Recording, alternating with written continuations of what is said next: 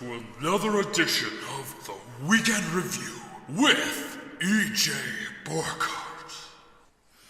Yes, I am E.J. Borkart. This is the Weekend Review, and I am going to talk to you about what happened this past week in the Supermorpher, which I don't know if you're aware of the new series going on my blog on Saturdays.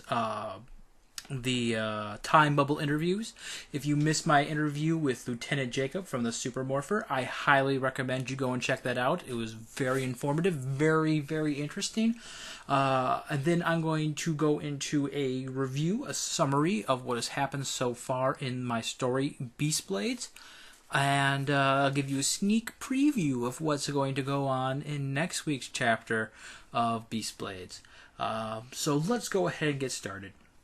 This past week in the Supermorpher chapter starts out exactly how it ended, or the last one ended, with Ryan and Jordan falling to their deaths after jumping out of a window from the 80th story of a building.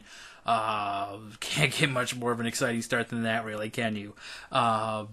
Unfortunately, with some quick thinking, Ryan uses one of the sticky grenades to provide himself with a super sticky substance to absorb, to allow him to slow their fall by clinging to the windows until he can safely get them to the ground.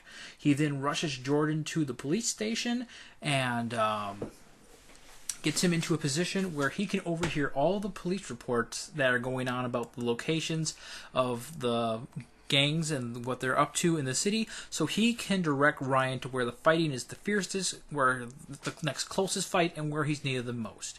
Ryan starts out the evening by absorbing Jordanium, Jordan's super lightweight, durable, and non-corrosive substance. Turns out that while Ryan is made out of Jordanium, he is faster because he's lighter, stronger, and gosh darn near invincible, because no known substance or method can harm Jordanium. So he takes it to the gangs, beats them up. The police are having a little bit harder time, however, and Ryan goes from fight to fight, leaving the gang members in sticky piles thanks to Jordan's sticky grenades, until the police can come and collect them. And he finally gets to the place where Lieutenant Jacob is fighting, and there's a building on fire behind him. Just as a gang member throws a grenade between him and his officers. Ryan lands on it, gets blown sky high. Hey, he's fine. He lets go of the Jordanium and turns back to normal, and suddenly he's feeling extremely weak. Turns out Ryan has a weakness. What is that weakness? We're going to have to explore that in more depth in the future. So, Ryan manages to make it through the fight. He survives the night. Jordan is stuck at the police station still because they want to make sure that there's nothing he's not telling them about his kidnapper. And they want to make sure that whoever did this to him is captured and that he's safe to go before they release him. And after attempting to sleep off a very, very hard night and suffering from his newfound weakness, he agrees to go to, or he goes to that Bible study he agreed to go with Kari. And he makes it about as far as the second sentence in the prayer before he falls asleep from exhaustion. Kari's mortified. She's angry at Ryan. Ryan tells her about what's been going on. Well, the civilian version. He doesn't tell her about his superhero life. She understands and she's willing to give him another try. Or give him another chance, I should say. And that has pretty much been what happened this past week in the Supermorpher. If you haven't checked it out, the whole chapter just went up on my blog yesterday. You can find it in the archives page. Enjoy. It's a great story. Now, let's talk about what has happened so far in Beast Blades. Previously in Beast Blades. So, story thus far starts out with a young boy named Lucas, more like a young man, late teens. He's running through a cornfield away from shadow monsters known as Acerbi. He stumbles into a cave, finds a legendary beast blade of fire, old man named Apollos, who's a very good sword fighter in a day and age where no one uses swords. And he fights off the Acerbi after summoning a couple of monsters, a snake made out of air and a bear made out of stone. He tells he tells Lucas that he is destined to find all 5 of the legendary beast blades: fire, air, water, earth, and no one knows what the element of the 5th one is.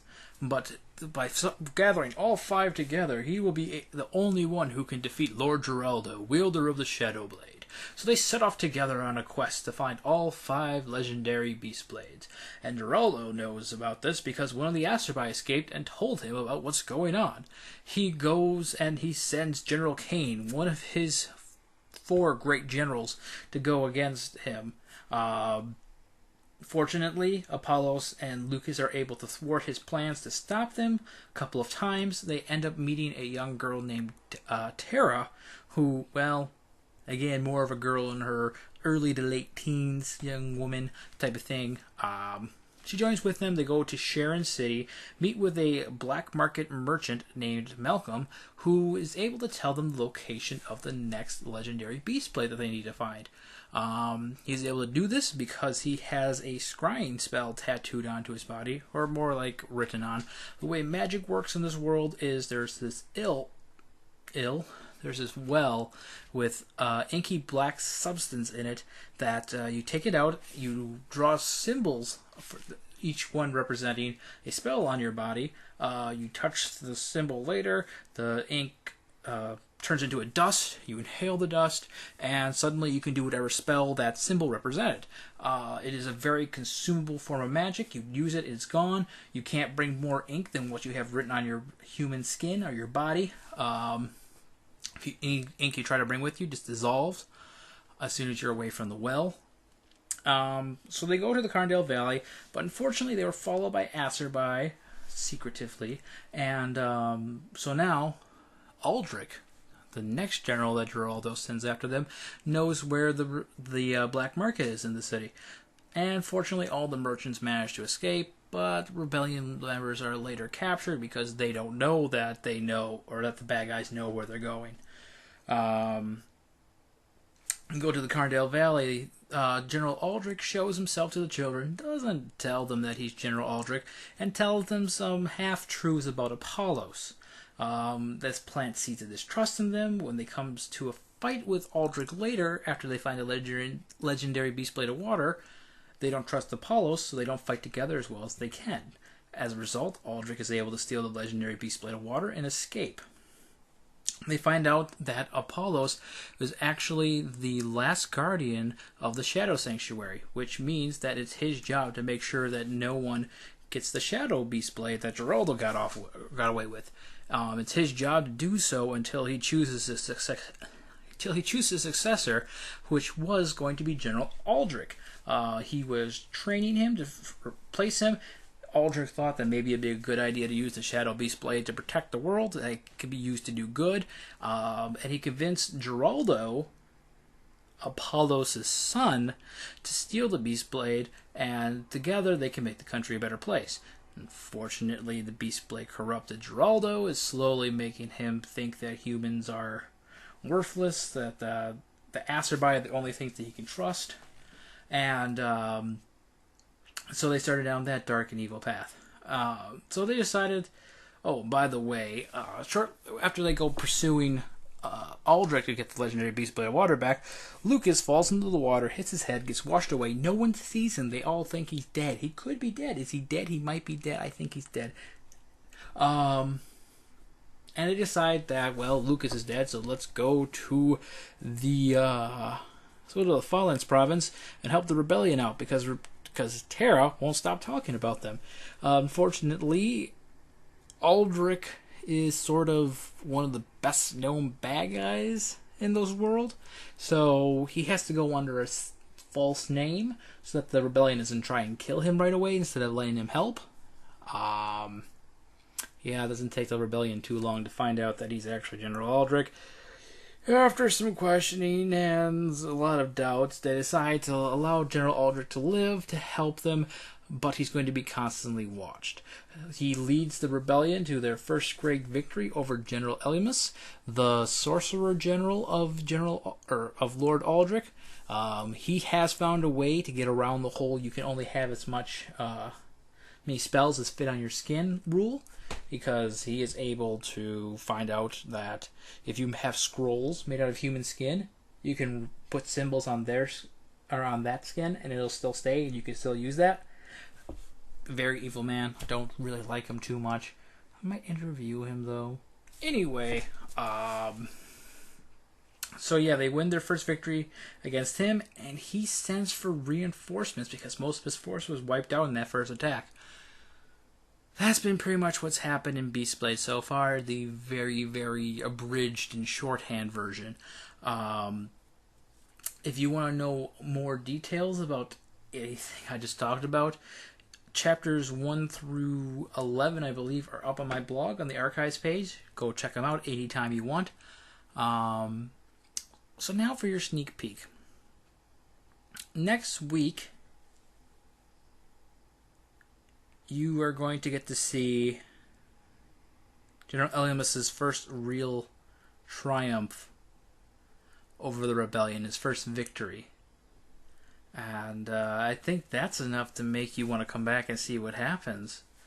So I want to thank you for coming and checking out the weekend review. I'm going to do my best to keep the content I've been providing you coming. It might not come with as much frequency or as reliably as it has been. I did just start a new job this past week, so I don't have as much time to work on this as I used to. So if I can't quite get everything up that I normally do, I apologize. I'm going to do my best to at the very least keep chapters showing up on my blog each week. Everything else is going to depend on how much time I get. Like I said, I got a new job. I have my family that I want to spend time with and dedicate some time to. So obviously that has to come first. I thank you for understanding. And I want to thank you again for tuning in. I want to thank Godard Labs for providing the funding for this video. New sponsors for this. So that's been the weekend review. I'm EJ Borkhardt, and I just want you to remember, it might be love that makes the world go round, but it's stories that makes the journey worthwhile. Y'all have a great week. The Weekend Review has been paid for and brought to you by Godard Labs.